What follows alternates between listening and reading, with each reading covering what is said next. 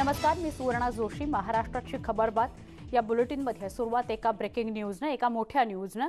शिवसेना आमदार प्रताप सरनाईक यांच्या लेटर बॉम्बमुळे पुन्हा एकदा राज्यात शिवसेना आणि भाजप युती होणार का, अशा चर्चा सुरू झालेल्या आहेत. शिवसेनेनं मात्र पक्ष बळकट करण्याकरता मोर्चे बांधणी सुरू ठेवली आहे. आज भाजपच्या बालेकिल्ल्यातील नगरसेवक फोडून शिवसेनेनं भाजपला उघड आव्हानच दिलंय. गेली काही वर्ष सातत्याने विदर्भ भाजपचा बालेकिल्ला म्हणून पुढे आलेला आहे. आज याच विदर्भातील हिंगणघाट नगरपालिकेतील उपाध्यक्ष चंद्रकांत घुसे यांच्यासह भाजपचे विद्यमान 10 नगरसेवक आणि 2 माजी नगरसेवक मुख्यमंत्री उद्धव ठाकरे यांच्या उपस्थितीत शिवसेनेमध्ये पक्षप्रवेश करतायत. नगरपालिकेवर सध्या भाजपचीच सत्ता आहे. असं असताना भाजपचे 10 विद्यमान नगरसेवक शिवसेनेत पक्षप्रवेश करत आहेत. त्यामुळे ही मोठी घडामोड आहे. आमचे प्रतिनिधी उदय जाधव यांच्याकडून अधिक माहिती घेऊया. उदय, एका बाजूला वेगवेगळ्या घडामोडींचे म्हणजे प्रामुख्याने जे लेटर पाठवलं प्रताप सरनाईकांनी, त्याच्यानंतर प्रामुख्याने घडणाऱ्या घडामोडी, हालचाली याचे एकमेकांशी संबंध लावून भाजप शिवसेना जवळील अशा चर्चा होत असतानाच इथे दुसरीकडे हा शिवसेनेमध्ये पक्षप्रवेश होतोय. काय सांगाल? सुवर्ण, आपण बघितले की कालच शिवसेनेचे आमदार प्रताप सरनाईक यांनी जो लेटर बॉम्ब टाकला, त्यामुळे पुन्हा एकदा राज्यामध्ये शिवसेना आणि भाजप एकत्र येणार का, पुन्हा एकदा युती होणार का, राज्यात पुन्हा एकदा सत्तांतर होईल का, अशा चर्चा ज्या आहेत त्या रंगू लागलेल्या आहेत. अर्थात या सर्व चर्चा ज्या आहेत त्या माध्यमांमध्ये आणि सोशल मीडियावरती चर्चू लागलेल्या आहेत. तर दुसरीकडे शिवसेना कृतीतून दाखवून देते की नेमकं त्यांना काय करायचं आहे. त्या दृष्टिकोनातून आजची घटना जी आहे ती पाहावं लागेल. मी आता वर्षा निवासस्थानाच्या बाहेर आहे. वर्षा निवासस्थानी हिंगणघाट नगरपालिकेतील भाजपचे 10 विद्यमान नगरसेवक जे आहेत ते आलेले आहेत. त्यांच्यामध्ये हिंगणघाट नगरपालिकेचे उपाध्यक्ष जे आहेत ते देखील आहेत उपस्थित आणि इतर 2 माजी नगरसेवक आहेत त्यांचा देखील समावेश आहे. असे एकूण 12 जण जे आहेत ते आता वर्षा निवासस्थानी दाखल झालेले आहेत. थोड्याच वेळात मुख्यमंत्री उद्धव ठाकरे यांच्या उपस्थितीमध्ये हातावरती शिवबंधन बांधून त्यांचा शिवसेनेमध्ये पक्षप्रवेश होत आहे. हिंगणघाट नगरपालिकेवरती भाजपची सत्ता आहे आणि भाजपची विद्यमान सत्ता असताना देखील भाजपच्या नगरसेवक शिवसेनेत पक्षप्रवेश करतात. ही त्यातली मोठी गोष्ट आहे. कारण आता तिथे भाजपची सत्तेचं काय होणार किंवा येणाऱ्या निवडणुकीमध्ये नेमकं तिथलं स्थानिक नगरसेवकांचं आणि राजकीय गणित का असणार हे पाहावं लागणार आहे. आपण सातत्याने पाहतोय की विदर्भ हा भाजपचा एकेकाळचा बालेकिल्ला आणि आत्ता देखील बालेकिल्ला आहे. सर्वाधिक आमदार, सर्वाधिक नगरसेवक हे तिथे भाजपचेच आहेत. सर्व जिल्हे जे आहेत विदर्भातले तिथे जवळपास भाजपची सत्ता आहे आणि असं असताना देखील भाजपचेच नगरसेवक जे आहेत ते त्यांचा पक्ष सोडून शिवसेनेत येत आहेत. त्यामुळे शिवसेना मोठ्या प्रमाणात त्यांची पक्ष बांधणीची मोर्चे बांधणी करते आणि ते देखील आपला शत्रू क्रमांक 1 भाजपच्या थेट बालेकिल्ल्यात घुसून करते. ही सगळ्यात महत्त्वाची बाब आहे. त्यामुळे एकीकडे युतीची चर्चा चालू आहे, दुसरीकडे शिवसेना पक्ष बळकट करते आणि पक्ष बळकट करत असताना भाजपचे नगरसेवक फोडत आहे.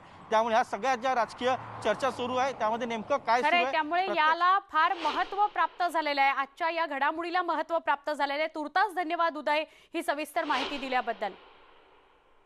मराठा आरक्षणासंदर्भातल्या आंदोलनाचं काय? आज संभाजीराजे आपली भूमिका या संदर्भातली स्पष्ट करतायत. पत्रकार परिषद काही वेळामध्ये सुरू होईल. हे थेट प्रक्षेपण आपण बघतो आहोत. संभाजीराजे पत्रकार परिषद घेत आहेत. आरक्षण रद्द झाल्यापासून आम्ही सर्वजण दुखी झालो होतो आणि याच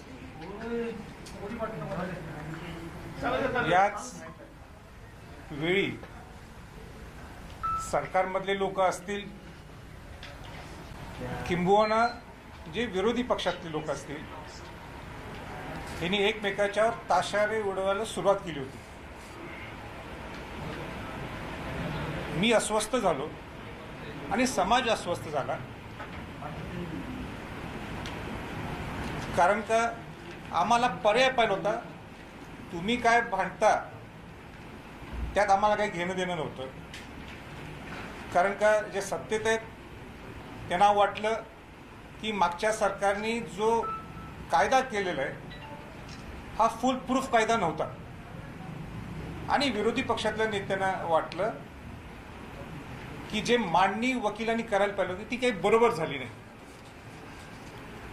पण ह्याच दोघांच्या ह्याच्यात समाजाला काही मिळणार नव्हतं आणि म्हणून सकल मराठा समाजाच्या राज्याच्या लोकांनी ठरवलं की आम्हाला पर्याय काय किंवा सोल्युशन काय ह्याच्यावर चर्चा होणं गरजेचं आहे. समाजाने आपली भावना 58 मोर्चाच्या माध्यमातून दाखवून दिलेली आहे. समाजाने ज्या काय त्यावेळीच्या मागण्या असतील त्यावेळी सुद्धा त्यांनी बोलून दाखवलेले आहेत. आणि परत एकदा समाजाला वेटीस धरून समाजाला रस्त्यावर आणायचं का आपण सर्वजणांनी? आपण समाजाला दिशा द्यायची काय समाजाला दिशाहीन करायचं? आम्हाला असं वाटलं की समाजाला न्याय देण्याची भूमिका ही आमची सर्वांची आहे. म्हणून आम्ही ठरवलं की आता समाज बोललाय,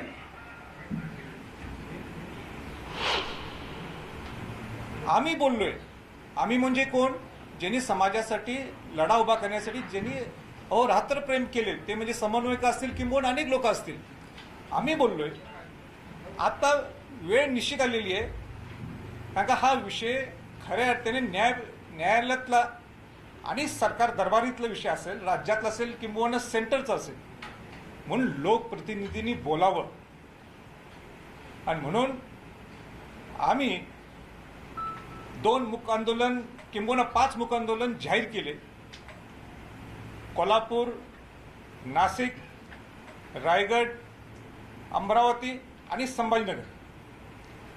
त्यातला पहिला मूक आंदोलन हे कोल्हापूरला शाहू महाराजांच्या समाधीस्थळी, ज्या शाहू महाराजांनी देशातलं पहिलं आरक्षण 1902ला दिलं होतं 50%, ज्यामध्ये अनुसूचित जाती, जमाती, ओबीसी आणि मराठा समाजाचा समावेश होता. कोल्हापूरच्या मूक आंदोलनानंतर आम्ही नाशिकचं मूक आंदोलन आज झालं. या दोन्ही मूक आंदोलनाला सर्व मंत्री महोदय, सर्व खासदार, सर्व आमदार हे उपस्थित होते. हे सगळं होत असताना कोल्हापूरचं मूक आंदोलन झाल्यानंतर तिथंच पालकमंत्र्यांनी आणि तिथले कॅबिनेट मंत्री नामदार मुश्रीफ यांनी जाहीरपणाने आपल्या भाषणात सांगितलं की सरकार आपल्याला निमंत्रित करते लवकरच्या लवकर. आता अनेक लोकांची इच्छा होती की आपण त्यांना भेटायला नको लगेच, पण शेवटी समाजाचे प्रश्न सुटायला पाहिजे. म्हणून आम्हाला सुद्धा सर्वांना वाटलं नुसतं समाजाच्यावर खेळ करून चालणार नाही, तर आम्ही लगेच त्यांची भेट घेतली. भेट घेऊन अनेक विषयावर चर्चा झाली. 3 तास ही सह्याद्रीवर मीटिंग चालू होती. तर मला परत एकदा सांगायचं आहे की तिथे चर्चा काय झाली हे पूर्ण महाराष्ट्रातल्या लोकांना समजणं गरजेचं आहे. म्हणून मी थोडक्यात त्याचा आढावा सुद्धा घेतो.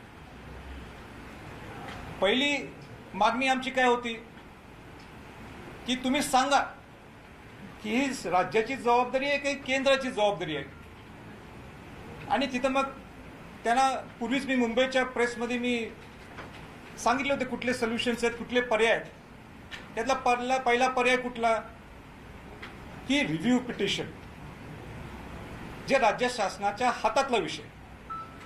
आणि रिव्ह्यू पिटिशन जर का टिकलं नाही तर आपल्याला क्युरेटिव्ह पिटिशनला जात आहे.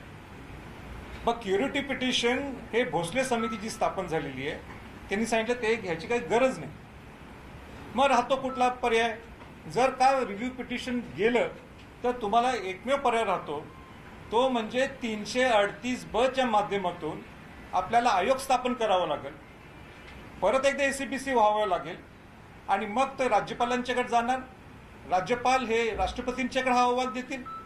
राष्ट्रपती 342 च्या माध्यमातून केंद्रीय मागासवर्गीय आयोगाकडे जर द्यायची इच्छा असेल त्यांना ते देऊ शकतात सगळं डाटा. आणि ते मग राज्य मागासवर्गीय आयोगाकडे डाटा घेऊन परत त्यांच्याकडे स्वतः घेणार आणि मग पार्लमेंटला द्यायची इच्छा असेल तर राष्ट्रपतींच्या माध्यमातून ते देऊ शकतात. तर मी सरकारला काय सांगितलं की तुम्ही हे केव्हा फाईल करताय? तर त्यांनी लगेच त्या मिनिटाला सांगितलं रिव्ह्यू पिटिशन हे येत्या गुरुवारी हे रिव्ह्यू पिटिशन सरकारच्या वतीनं फाईल केलं जाईल. मी त्यांना दुसरी सूचना केली. हे सगळं करत असताना तुम्ही पॅरलली हा दुसरा मार्ग सुद्धा तुम्ही इम्प्लिमेंट करा, अंमलात आणा. तर त्यांचा मतप्रवाह असा होता थोड्यांचा की आपण जर इकडनं गेलो तर थोड्यांना वाटणार की आपण रिव्ह्यू पिटिशन हरलोयच, आपण त्यात काय साध्यच होणार नाही, म्हणून 2 मतप्रवाह आहेत. पण मी त्यांना सांगितलं ठीक आहे, पण तुम्ही आयोग स्थापन करू नका, पण त्याचं होमवर्क ज्या काही गोष्टी लागतात, ज्या काही त्रुटी असेल गायकवाड कमिशनमध्ये, त्याचे तर तुम्ही काम सुद्धा सुरू करू शकता. तर त्याला त्यांनी सकारात्मक दृष्टिकोन दाखवला. हे झालं तुमच्या आरक्षणाच्या बाबतीत. आता माझा सगळ्यात महत्त्वाचा मुद्दा होता ज्याच्यासाठी खऱ्या अर्थाने मूक आंदोलन हे सुरू झालेलं आहे, ते म्हणजे की या 17 मागण्या ज्या आपण पूर्वी दिल्या होत्या, त्या 17 मागण्या एवढ्या मोठी लिस्ट देण्यापेक्षा आपण 5 ते 6 मुख्य मागण्या हे सरकारच्या पुढे मांडू, ज्या तुमच्या हातात आहेत. त्याला काय सर्वोच्च न्यायालयाकडे जायची गरज नाही, त्याला तुम्हाला उच्च न्यायालयाकडे जायची गरज नाही. आणि पहिली मुख्य मागणी आमची ही होती जी खऱ्या अर्थाने कणा येतो, जे हृदय आहे मराठा समाजात, ते म्हणजे सारथी. त्या सारथीच्या बाबतीत तर 1.5 तास चर्चा झाली. त्यातले प्रमुख गोष्टी मी तुम्हाला मुद्दाम सांगू इच्छितो की ते सारथीमध्ये 8 विभागीय कार्यालय ह्याची त्यांनी मंजुरी दिली.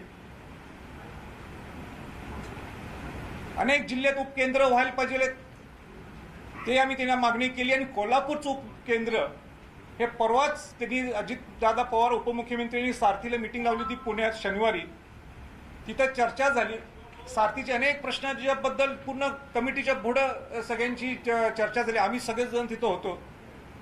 आणि तिथं कोल्हापूर उपकेंद्र ताबडतोब सुरू करण्याचे आदेश हे उपमुख्यमंत्र्यांनी, ज्यांच्याकडे सारथी आहे, त्यांनी कोल्हापूरच्या जिल्हाधिकाऱ्यांना फोन केला, व्हाईस चान्सलरना फोन केला.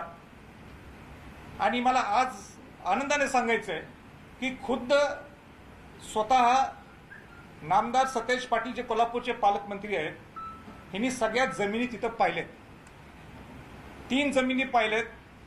त्यातली एक जमीन काय ऑलरेडी इन्फ्रास्ट्रक्चर तयार असलं तरी ते पसंत पडली नाही आहे. पण राजाराम कॉलेज, जे जुनं कॉलेज आहे, तिथं एक 5 एकरचा कॅम्पस आहे आणि चांगली जुनी बिल्डिंग आहे, तिथं नवीन बिल्डिंग आहे, ती घ्यायची. किंवा शिवाजी विद्यापीठमध्ये एक 2 एकर काय 3 एकरच्या कॅम्पसमध्ये नवीनच सारथीची बिल्डिंग उभा करायची. ही जागा फायनल करण्यासाठी येत्या राजर्षी शाहू महाराजांच्या जयंतीच्या दिवशी 26 जूनला मी आणि सर्व पालकमंत्री असतील, मंत्री महोदय असतील, ते जातील आणि जागा फायनल करतील आणि कोल्हापूरचं उपकेंद्र लगेच सुरू होणार. असे अनेक सारथीच्या बाबतीत चांगल्या चर्चा झाल्या. तारादूत, ज्या तारादूत त्यांनी सांगितलं होतं आम्ही सुरू करणार नाही, तर ते तारादूत सुरू होते. आता ह्याच्यातला सगळ्यात महत्वाचा मुद्दा जो होता, सारखा तो भिजत होता, तो म्हणजे स्वायत्ता. त्यांनी आम्हाला डॉक्युमेंटच दाखवला की हे बघा राजे सगळ्यांना, की स्वायत्ता ही आम्ही पूर्णपणे सारथीला दिलेली आहे. एकदा फायनान्स मंजूर झाला की तिथल्या लोकांना तिथं वर जायची, मागणी करायची गरज नाही. खाजगी डायरेक्टर जर घ्यायचे असेल राजे, ते सुद्धा आपण घेऊ म्हटले. खाजगी म्हणजे समाजातले जे चांगले काम करणारे. मी परखडपणाने त्यांना सांगितलं मला त्याचा काही इंटरेस्ट नाही, वैयक्तिक संभाजी छत्रपतींना. सारथीचा विषय झाला. तिथं वसतिगृह, दर जिल्ह्यात एक वसतिगृह पाहायला आमची मागणी होती. त्या 36 जिल्ह्यात 23 वसतिगृहामध्ये कुठं कुठं जागा आहे, किंबहुना जागा नसली तर बिल्डिंग आहे, ह्याची लिस्ट काढलेली आहे 23 जिल्ह्यांची. नांदेड असेल, संभाजीनगर असेल, पुण्यात तर सुरूच होते काम लगेच, ठाणे असेल, असे 23 जिल्ह्यांची लिस्ट त्यांनी आपल्या समोर तिथं ठेवली. हा दुसरा मुद्दा. मगाशी सारथीच्या बाबतीत अनेक विषय राहिला, म्हणजे जे आपण 1000 कोटी रुपये मागितले होते, ते अजितदादांनी एकाच शब्दात मला सांगितलंय राजे की त्याची सुद्धा 21 दिवसात जे आपण ज्यावेळी परत भेटणार आहे, बऱ्यापैकी चांगली अमाऊंट हे तुम्हाला आम्ही जाहीर करणार आहे, जे मराठा समाजाला बरं वाटेल असे. म्हणून मी आज तो आकडा मी सांगण्यापेक्षा ते स्वतः ते सांगतील. तिसरा विषय होता की अण्णासाहेब पाटील आर्थिक महामंडळ. अण्णासाहेब पाटील आर्थिक महामंडळमध्ये सुद्धा अनेक गोष्टी आम्ही त्यांची चर्चा केली.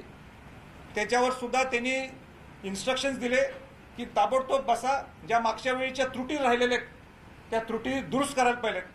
उदाहरण 10 लाख रुपये जे कर्ज होतं ते 25 लाख रुपये कसं करता येईल, त्याच्या ज्या जाचकटी आहेत त्या शिथिल कशा करता येतील, ह्याच्यावर सुद्धा नियोजन चालू झालेलं आहे. चौथा, जे मागासवर्गीय म्हणण्यापेक्षा ओबीसीना ज्या सवलती मिळतात शिक्षणात, त्या सुद्धा सवलती आपल्या मराठा समाजाला मिळावेत त्याच्यासाठी वर्किंग सुरू झालेलं आहे.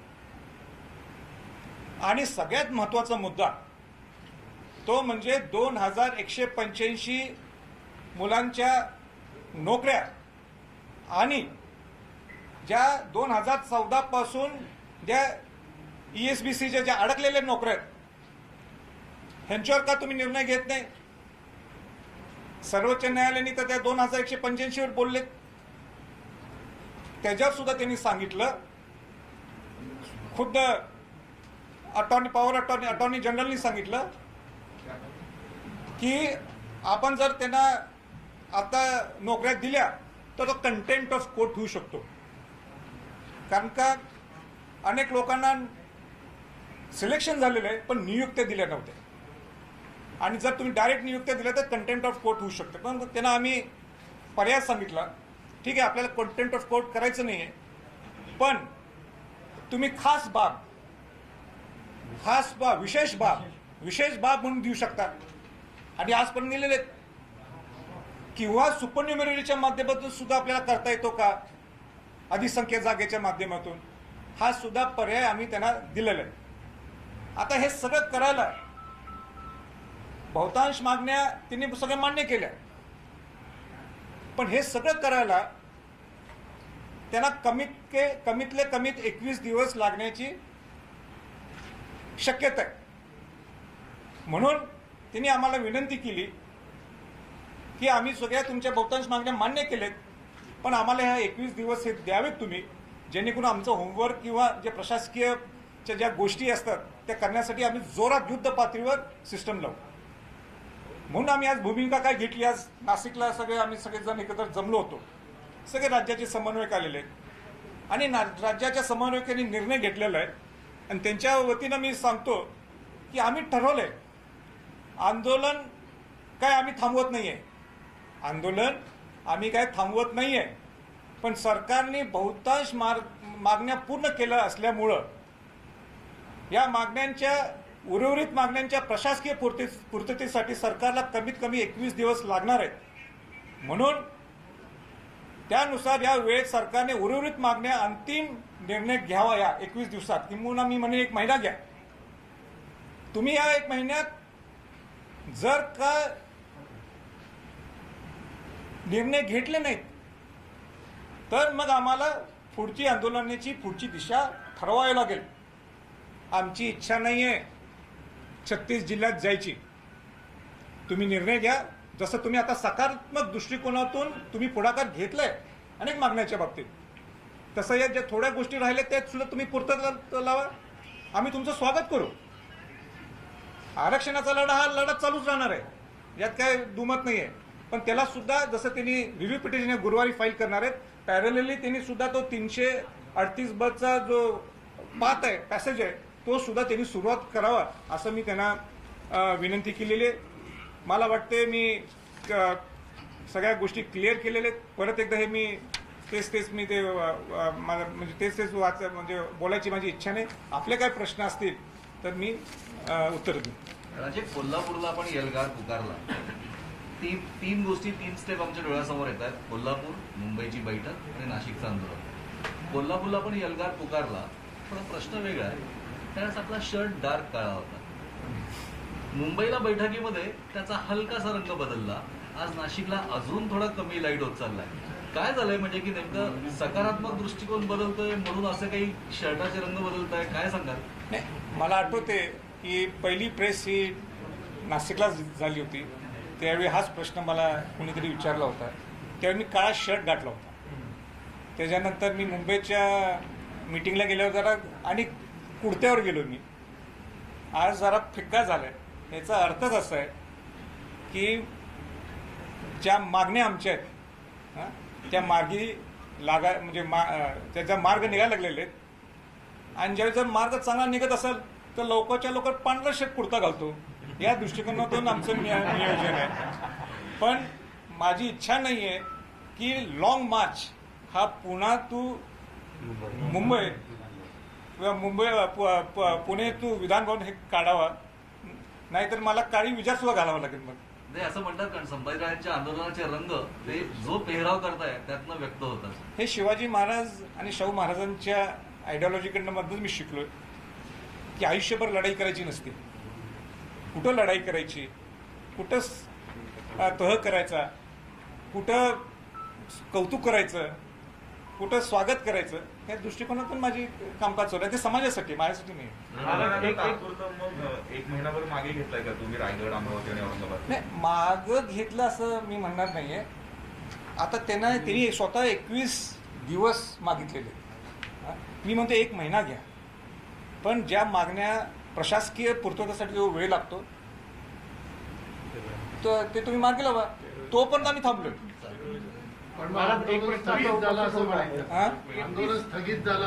नाही, स्थगित नाही, स्थगित झालं नाही. 1 महिन्यासाठी त्यांनीच वेळ मागला. प्रशासकीय अनेक गोष्टी आहेत. आंदोलन चालूच राहील. मध्ये आमच्या बैठका सुद्धा होणार आहेत. मी आणि या महिन्याभरात माझ्या अनेक ठिकाणी माझ्या बैठका सुद्धा होतील. अनेक जिल्ह्यात दौरा चालूच राहणार आहे.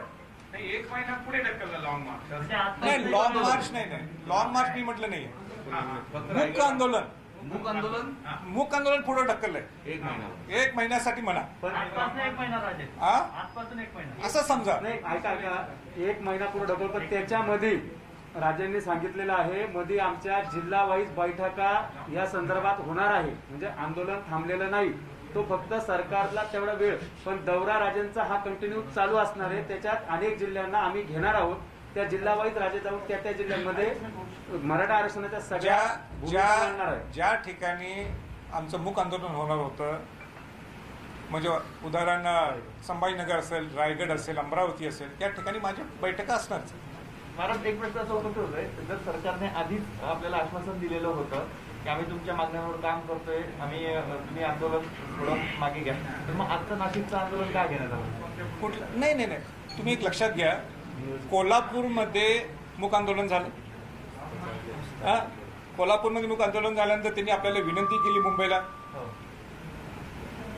आंदोलन झाल्यानंतर सारथीची मिटिंग झाली. आंदोलन नाही, आपली मुंबईची मिटिंग झाल्यानंतर सारथीची मिटिंग झाली. सारथीची मिटिंग झाल्यानंतर मी तिथं डिक्लेअर काय केलं की शेवटी निर्णय मी एकटा घेऊ शकत नाही ना. आज नाशिकला मूक आंदोलनाच्या माध्यमातून सगळे राज्याचे समन्वयक येणार होते. आज सुद्धा सकाळी मी का बोलू शकलो नाही, कारण का समन्वयकांची सगळी चर्चा झाली, चर्चा विनिमय झाला आणि सगळ्यांच्या वतीनं हा निर्णय त्यांनी घेतलाय की आपण पुढं ढकललेलं आहे, आंदोलन बंद केलेलं नाही. तुम्ही ज्या सर्व मागण्या सांगितल्या, ह्या सर्व मागण्या तुम्ही 57 मोर्चाद्वारे फडणवीस सरकारपर्यंत पोहोचवल्या होत्या. भाजपने असं सांगितलं होतं की आम्ही सर्व मागण्या मान्य केलेल्या आहे, आरक्षण दिलेलं आहे, मात्र ते कोणत्याही कायद्यामध्ये ते टिकू शकलं नाही. यामुळे भाजप जे सांगतंय की आम्ही आरक्षण दिलं होतं की आम्ही मराठा समाजाच्या मागण्या पूर्ण केल्या होत्या, या कुठेतरी आता ते सर्व ज्या नाही, हे बघा, मागच्या 58 मोर्चेच्या माध्यमातून ह्याच मागण्या होत्या बऱ्यापैकी. पूर्ण झाल्या नाही, पूर्ण झाल्या नाहीये, म्हणून हा विषय आलेला आहे. आता कोणी चुका केल्यात, कोणी बरोबर आहे हे मला त्यात पडायचं नाहीये. म्हणून मी सांगितलं, मी अस्वस्थ झालो. ही भूमिका का घ्यावी लागली?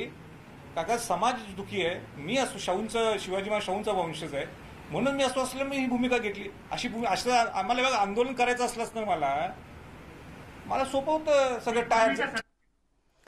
5 मूक आंदोलनं होणार होती. कोल्हापूर आणि नाशिक मधलं मूक आंदोलन करण्यात आलं आणि पुढची 3 आंदोलनं 21 दिवसांकरता किंबहुना 1 महिन्याकरता स्थगित करण्यात आलेली आहेत, पुढे ढकलण्यात आली आहेत असं आपण म्हणूया. याची घोषणा आता संभाजीराजे छत्रपती यांनी केलेली आहे. पत्रकार परिषद नाशिकला सुरू आहे, त्यातून एक छोटासा ब्रेक, लगेच भेटू. पहा फक्त न्यूज 18 लोकमत.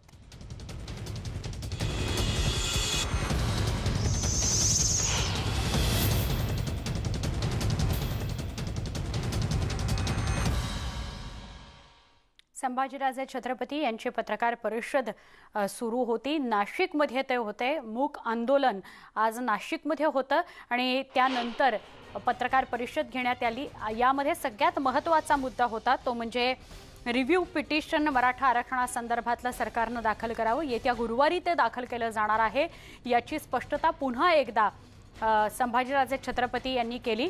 त्यांनी सुरुवातीला या आरक्षणासंदर्भात आत्तापर्यंत सरकारसोबत काय बोलणी झालेली आहेत सह्याद्री अतिथीगृहावर गेल्या 2 दिवसांपूर्वीच्या बैठकीमध्ये त्याचा आढावा घेतला. यामध्ये मराठा आरक्षणासंदर्भातल्या रिव्ह्यू पिटिशन विषयी बोलल्यानंतर इतर ज्या 6 महत्त्वाच्या मागण्या होत्या त्या बहुतांश पूर्ण करण्यात आलेल्या किंवा त्याला मान्यता देण्यात आलेली आहे असं स्पष्ट करण्यात आलं संभाजीराजे छत्रपती यांच्याकडून. आणि या पत्रकार परिषदेच्या शेवटी सगळ्यात महत्त्वाचा मुद्दा तो म्हणजे पुढे आंदोलनाची दिशा काय असेल. त्यांनी स्पष्ट केलं की सरकारने आमच्याकडे ज्या 6 प्रमुख मागण्यांविषयी आम्ही वारंवार चर्चा करतो आहोत, आंदोलनं करतो आहोत, त्या 6 प्रमुख मागण्यांविषयी अंतिम टप्प्यामध्ये प्रशासकीय पातळीवर काही गोष्टी पूर्ण करण्याकरता सरकारनं 21 दिवस मागितलेले आहेत. आम्ही 21 दिवस तर देतोच आहोत, 1 महिना घ्या असं आम्ही सरकारला सांगतो. म्हणजेच पुढची जी मूक आंदोलनं आहेत ती स्थगित करण्यात आलेली आहेत. पुढच्या 3 जिल्ह्यांमध्ये जी या 1 महिन्याच्या टप्प्यात 1 महिन्याच्या कालावधीत आंदोलनं होणार होती ती स्थगित करण्यात आलेली आहेत, ती पुढे ढकलण्यात आलेली आहेत. पण या दरम्यानच्या कालावधीमध्ये संभाजीराजेंचा दौरा तसाच सुरू राहील आणि समन्वयकांसोबतच्या त्या जिल्ह्यांमधल्या ज्या बैठका असतील त्याही सुरू राहतील असं संभाजीराजेंनी स्पष्ट केलेलं आहे. कुठेही आंदोलनाची धार बोथट झालेली नाही, आंदोलनं आम्ही बंद केलेली नाहीत आणि मराठा आरक्षणाचा लढा सुद्धा थांबवलेला नाही, तो तसाच सुरू राहणार आहे. पण हा शेवटचा वेळ सरकारला 21 दिवसांचा आम्ही देतो आहोत, कारण बहुतांश मागण्यांवर सरकार सकारात्मक आहे, त्या पूर्ण सुद्धा करण्यात आलेल्या आहेत आणि 21 दिवसांचा फक्त काळ सरकारनं मागितलेला आहे आणि तो आम्ही त्यांना देतो आहोत. समन्वयकांशी बोलून ठरवून एकत्रितपणे हा निर्णय घेतला गेलेला आहे असंही संभाजीराजे छत्रपतींनी स्पष्ट केलं. सारथीसाठी 8 विभागीय कार्यालयांना मंजुरी देण्यात आलेली आहे. त्यात कोल्हापूरचं उपकेंद्र तातडीनं सुरू केलं जाणार आहे. 26 जूनला त्या संदर्भातला जागा बघणं आणि कशा पद्धतीने उपकेंद्र कार्यान्वित होईल याच्या संदर्भातला निर्णय होणार आहे. आणि इतर सगळ्या मागण्यांविषयी सुद्धा काय स्पष्टता झाली याविषयीची माहिती दिलेली आहे संभाजीराजेंनी. संदीप राजगुळकर आमचे प्रतिनिधी आपल्या संपर्कात आहेत, त्यांच्याशी अधिक बोलणार आहोत. संदीप, या आधी सुद्धा अनेकदा मराठा समन्वयक आणि नेत्यांकडून वारंवार सरकारला वेळ देऊन झालेला आहे. आधीचं सरकार असो किंवा आत्ताचं सरकार असो, आता पुन्हा एकदा हा शेवटचा 21 दिवसांचा वेळ मराठा समन्वयकांकडून किंवा संभाजीराजेंकडून सरकारला दिला गेला आहे असं आपण म्हणायचं? नक्कीच सुवर्णा, ज्यावेळेला कोल्हापूरमधलं मूक आंदोलन झालं मराठा समाजाचं, संभाजीराजे छत्रपती खासदार आहेत राज्यसभेचे, त्यांच्या नेतृत्वाखाली त्यानंतर त्यांना थेट मुंबईमध्ये बोलवण्यात आलं होतं. प्रदीर्घ अशी चर्चा झाली राज्य सरकारसोबत. त्यामध्ये अशोक चव्हाण असतील, उपमुख्यमंत्री अजित पवार असतील किंवा मुख्यमंत्री उद्धव ठाकरे असतील, हे होते. आणि त्यानंतर आता जी पत्रकार परिषद अजूनही सुरू आहे नाशिकमध्ये, त्या ठिकाणी संभाजीराजे छत्रपती यांनी हे स्पष्ट केलं आहे की एकतर कोल्हापूरमध्ये जे उपकेंद्र होणार आहे सारथी संस्थेचं, त्याच्यासाठीची जी तयारी आहे ती आता अंतिम टप्प्यात आली आहे. शिवाजी विद्यापीठातली जागा किंवा राजाराम कॉलेज जे कोल्हापूरमधलं आहे तिथली जागा राज्य सरकार ती ताब्यात घेणार आहे आणि ते सुरू करणार आहे. त्याचबरोबर 23 जिल्ह्यांमध्ये मराठा समाजासाठीची जी वसतिगृह आहेत ती देखील सुरू केली जाणार आहेत. आणि राज्य सरकारनं प्रामुख्यानं हा वेळ संभाजीराजेंच्याकडे मागितला आहे की आम्हाला 21 दिवसांची मुदत द्या आणि त्या मुदतीमध्ये आम्ही तुमच्या मागण्या म्हणजे मान्य करण्याचा प्रयत्न करतो. आणि सरकारने ही मुदत मागितल्यामुळे संभाजीराजे छत्रपती यांनी एक मोठेपणा दाखवत आता नाशिकच्या पत्रकार परिषदेमध्ये हे घोषित केलं की आंदोलन थांबवणार नाही, मात्र 1 महिन्यासाठी आंदोलन हे पुढे ढकललेलं आहे, म्हणजे शिथिल केलेलं आहे आंदोलन. कारण आपल्याला माहिती आहे कोल्हापूर आणि नाशिक नंतर 3 ठिकाणी मूक आंदोलन होणार आहे. त्यामध्ये रायगड, अमरावती आणि संभाजीनगर या 3 शहरांचा समावेश आहे. त्यामुळे पुढच्या 1 महिन्यामध्ये गाठीबिटी होतील, मिटिंग होतील सगळ्या दौरा होईल माझा ठरल्याप्रमाणे, पण आंदोलन कुठेही 1 महिन्यामध्ये होणार नाही असं त्यांनी स्पष्ट केलेलं आहे. सुवर्णा, नक्की धन्यवाद संदीप ही सविस्तर माहिती दिल्याबद्दल. एक छोटासा ब्रेक घेऊया, लगेच भेटूया. पहा फक्त न्यूज 18 लोकमत.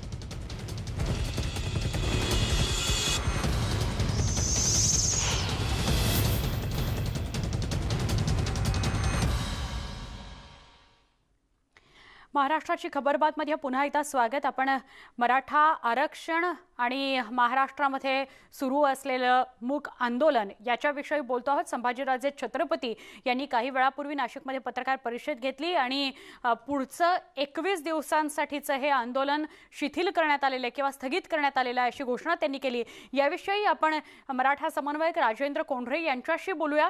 राजेंद्रजी, आत्ता जी भूमिका संभाजीराजेंनी स्पष्ट केली आणि त्यांनी हेही म्हटलं की सगळ्या समन्वयकांनी मिळून हा निर्णय घेतलेला आहे, आपण काय सांगाल? आपण स्वतः सहमत आहात याच्याशी?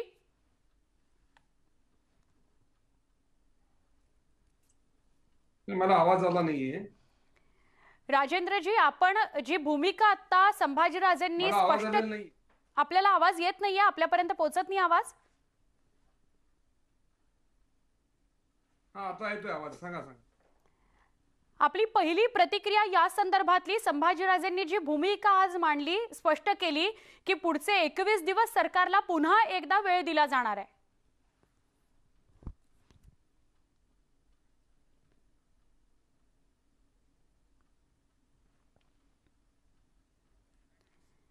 राजेंद्रजी, आवाज येतोय आपल्यापर्यंत? राजेंद्र कोंढरे यांच्याशी आपण बोलतो आहोत. पुन्हा एकदा त्यांच्याशी संपर्क प्रस्थापित करूया. आपण त्यांच्याशी याविषयी बोलतोय की संभाजीराजे छत्रपतींनी जी आता भूमिका मांडलेली आहे, जरी संभाजीराजेंनी सगळ्या समन्वयकांचा विचार घेऊन त्यांच्याशी चर्चा करून हा निर्णय जाहीर केलेला असला तरी याआधी सुद्धा अनेकदा सरकारला वेळ देऊन झालेला आहे आणि अजून सुद्धा हे प्रश्न प्रलंबित आहेत आणि त्याकरता पुन्हा एकदा जो 21 दिवसांचा वेळ दिलाय त्याविषयी आपण संभाजीराजे छत्रपती यांनी केलेल्या घोषणेविषयी बोलतो आहोत. राजेंद्र कोंढरे यांच्याशी काही क्षणामध्ये पुन्हा एकदा त्यांच्याशी संपर्क प्रस्थापित होईल. मात्र बहुतांश मागण्या मान्य करण्यात आलेल्या आहेत सरकारकडून आणि काही मागण्यांचं नियोजन करण्याकरता किंवा प्रशासकीय त्याकरता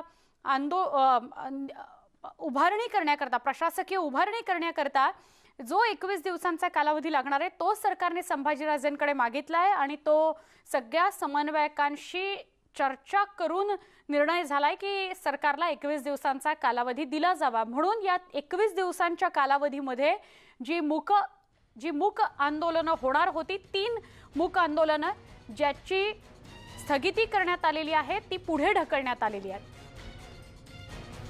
या दरम्यानच्या काळामध्ये संभाजीराजे छत्रपती यांचा दौरा सुरूच राहील, त्यांच्या मराठा समन्वयकांसोबतच्या बैठका सुरूच राहतील. ही आजची नाशिकमधली दृश्य आहेत. नाशिकमध्ये मूक आंदोलन करण्यात आलं आणि त्यानंतर पत्रकार परिषद घेऊन 21 दिवस सरकारला दिले गेले. 21 दिवस नव्हे, 1 महिना घ्या, पण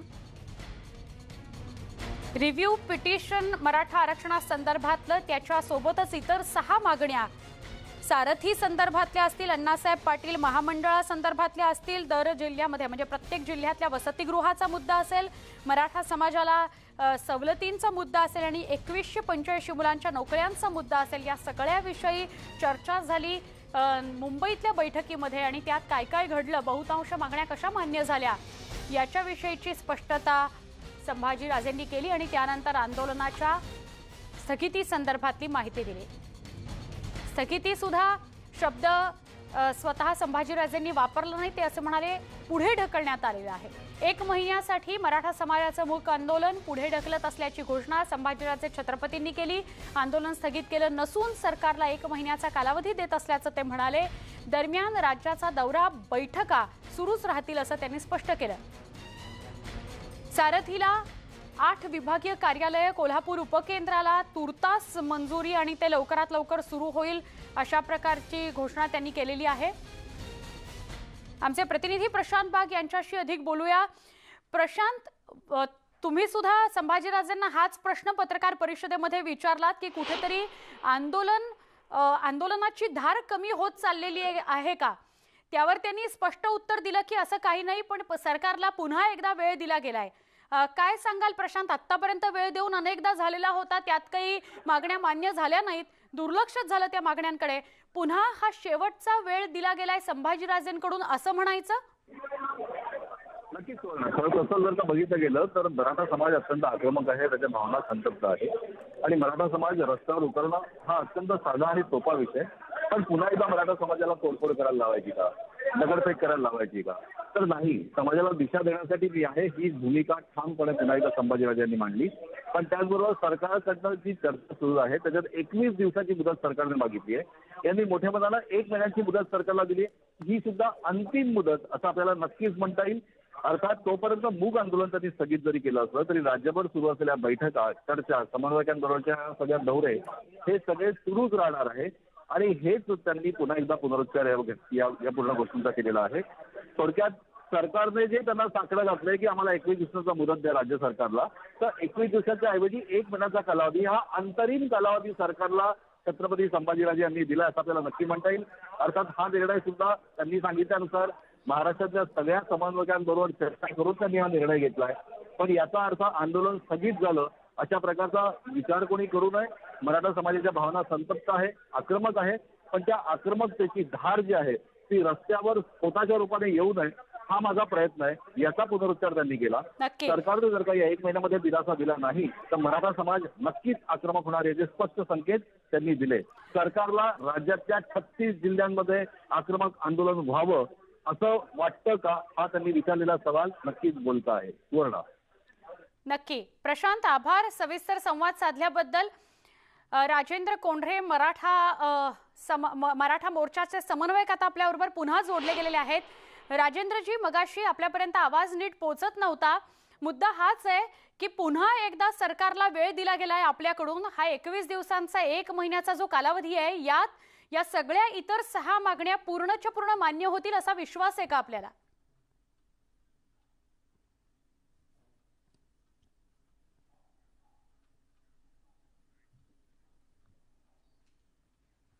राजेंद्र कोंढरे यांच्यापर्यंत आवाज आपला पोहोचत नाहीये. आपण त्यांच्याशी संपर्क प्रस्थापित करण्याचा प्रयत्न करतोय. सारथी संदर्भातला मुद्दा असेल तर 8 विभागीय कार्यालयांना मंजुरी देण्यात आलेली आहे असं स्पष्ट करण्यात आलं आणि या सगळ्या विषयी आपण आमचे प्रतिनिधी प्रशांत आपल्या सोबत आहेतच. प्रशांत, इतर 6 मागण्या ज्याच्याविषयी वारंवार चर्चा होत होती त्या बहुतांश मागण्या होत आहेत मान्य आणि बाकीच्या आहेत पाईपलाईन मध्ये, असा जो उच्चार संभाजीराजेंनी केला त्याच्याविषयी काही सांगता येईल का प्रशांत? 11 मागण्यांवर मुंबईत चर्चा झाली अशा प्रकारचा पुनरुच्चार संभाजीराजे यांनी केला आणि यातल्या सगळ्यात महत्त्वाच्या मागण्यांवर जे सरकारच्या माध्यमातून चर्चा झाली, जे निर्णय झाली त्याच्यामध्ये सारथीला 8 विभागीय कार्यालय आणि कोल्हापूरला उपकेंद्र हे तत्काळ सरकारनं त्या बैठकीत मंजुरी दिली. कोल्हापूरचे पालकमंत्री सतेज पाटील यांनी आज 3 जागांची पाहणी सुद्धा केली. त्यातील 1 जागा 26 जून पर्यंत निश्चित होणार याची खात्री संभाजीराजे यांनी व्यक्त केली. तर अशा प्रकारचा संवाद त्यांच्याशी करण्यात आलाय सरकारच्या माध्यमातून हे त्यांनी सांगितलं. 36 जिल्ह्यातील 23 जिल्ह्यांमध्ये वसतिगृहाची तयार असून 21 दिवसामध्ये सारथीला मोठी रक्कम 1000 कोटी रुपयाची मागणी खरं तर छत्रपतींनी केली आहे. पण एक मोठी रक्कम दिली जाण्याची घोषणा अजित पवार स्वतः करणार आहे. यातून त्यांनी केले. अण्णासाहेब पाटील आर्थिक महामंडळाच्या ज्या जाचक अटी आहेत त्या शिथिल करण्याबाबतचा सुद्धा निर्णय घेतला जाणार आहे आणि याचबरोबर ओबीसी विद्यार्थ्यांना शिक्षणात मिळणाऱ्या सवलती त्या सुद्धा मराठा विद्यार्थ्यांना सुद्धा मिळाव्यात या मागणीवर सुद्धा तोडगा हा 21 दिवसात. आरक्षणाला अधीन ज्या नोकऱ्या देण्यात आल्या होत्या तर या सगळ्या नोकऱ्यांचा ज्यांना देण्यात आलाय त्याचे नियुक्तीपत्र हे सुद्धा देण्यासाठी सरकारला विशेष बाब म्हणून तत्काळ निर्णय घ्यावा ही सुद्धा आग्रही मागणी त्याच्यात होती. आणि या सगळ्या मागण्यांच्या कार्यवाहीसाठी सरकारनं 21 दिवसांची मुदत मागितली आहे. या 21 दिवसाच्या ऐवजी 1 महिन्यात जर का या मंजूर झाल्या नाही तर राज्यातल्या 36 जिल्ह्यामध्ये मराठा समाजाचे आक्रमक आंदोलन व्हावे का असा सवाल, जो बोलका सवाल संभाजीराजे छत्रपती यांनी उपस्थित केलाय तो खूप काही बोलून जातोय.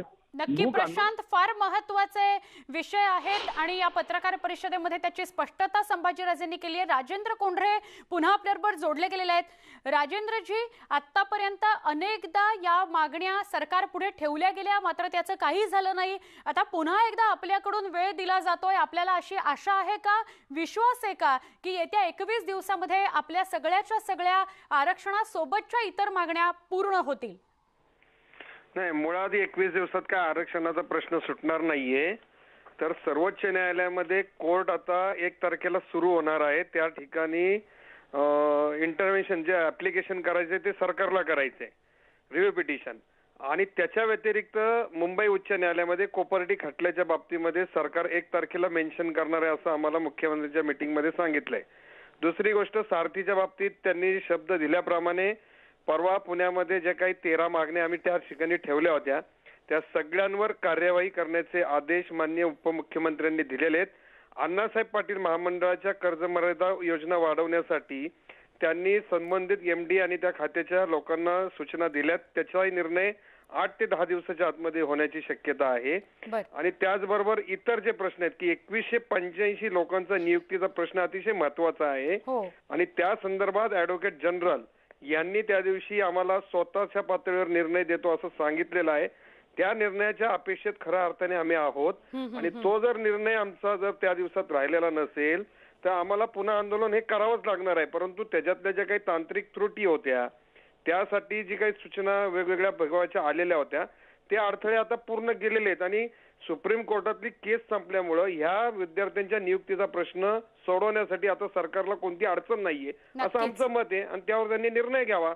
आणि जर झालं नाही तर आम्ही आक्रमक आहोत. म्हणजेच राजेंद्रजी, हे आपणही स्पष्ट करता की ही अंतरिम वेळ सरकारला दिलेली आहे की त्यांनी जे स्पष्ट केलंय, ज्या मागण्या मान्य केलेल्या आहेत त्या कार्यान्वित सुद्धा व्हाव्यात. आभार, आपण सविस्तर बोललात राजेंद्रजी, आपली भूमिका स्पष्ट केली त्याबद्दल. या सगळ्यासह या बुलेटिनमध्ये इथेच थांबतोय. ताज्या बातम्यांसह काही क्षणात पुन्हा भेटणार आहोत. पहा फक्त न्यूज 18 लोकमत.